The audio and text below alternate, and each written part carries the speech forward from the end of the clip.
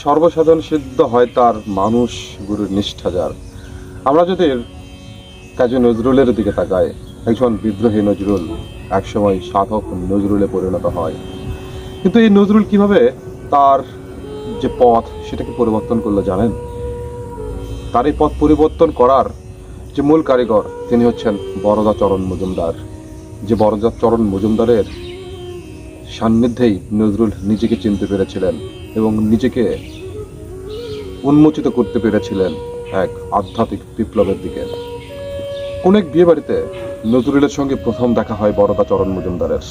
এক দেখাতেই নজরুল বরদাচরণ মজুমদারের প্রেমে পড়ে যান, যার দিকে তাকায়ে নজরুল আর দৃষ্টি ফিরাতে পারেন না। বরদাচরণ মজুমদার নজরুলকে প্রথম ক্রিয়াযোগে দীক্ষিত করেন এবং একজন বিপ্লবী নজরুলকে প্রেমিক নজরুলে পরিণত করেন। আমরা যদি রামকৃষ্ণ পরমহংসদেবের দিকে তাকাই, আমরা দেখব রামকৃষ্ণ পরমহংসদেবের যে মূল কর্ণধার, যার কারণে রামকৃষ্ণ পরমহংসদেব নিজেকে আবিষ্কার করতে পেরেছিলেন, তিনি হচ্ছেন তোতাপীর। যে তোতাপীরের সান্নিধ্যেই রামকৃষ্ণ পরমহংসদেব নিজের আত্মচেতনাকে জাগ্রত করেছিলেন।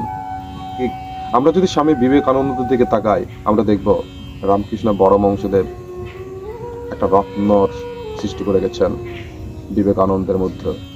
আমরা যদি লালনের দিকে তাকাই, দেখতে পাবো সিরাজ সাইকে। এই জন্য বলা হয় মানুষের আত্মশুদ্ধির পথে একজন মানুষ গুরুর অত্যন্ত প্রয়োজন, যার স্নেহ, যার ভালোবাসা, যার প্রেমেই একজন ব্যক্তি আত্মসমর্পণের মাধ্যমেই আত্মজিজ্ঞাসার যে সর্বোচ্চ ধাপ সেটাকে অতিক্রম করতে পারে। তাই লালনের সেই কথাটাই সর্বদা বেঁচে থাকবে মানুষের অন্তরে। সর্বসাধন সিদ্ধ হয় যার, মানুষ গুরু নিষ্ঠা যায়। এখানে নিষ্ঠা বলতে কি বোঝাচ্ছে? অর্থাৎ একাগ্র চিত্রে তার প্রতি নিমগ্ন থাকা। তার প্রতি বলতে তিনি যে কর্ম সাধন দেন, যে সাধনাতে একাগ্র চিত্রে সমর্পণ করা উচিত এবং সম্পন্ন করা উচিত। আর তাতেই আমরা সেই পরম প্রভুর সান্নিধ্য পেতে পারি, বা তাকে জানতে পারি, বা নিজের আত্মাকে আবিষ্কার করতে পারি।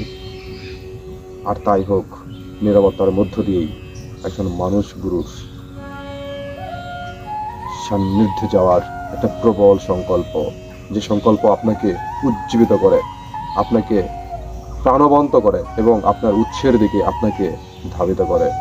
তো বন্ধুরা, আজকে এখানেই ভিডিওটি শেষ করলাম। পরবর্তী কোনো ভিডিওতে আবারও আপনাদের সঙ্গে দেখা হচ্ছে। সকলে ভালো থাকবেন, সকলের প্রতি শুভকামনা।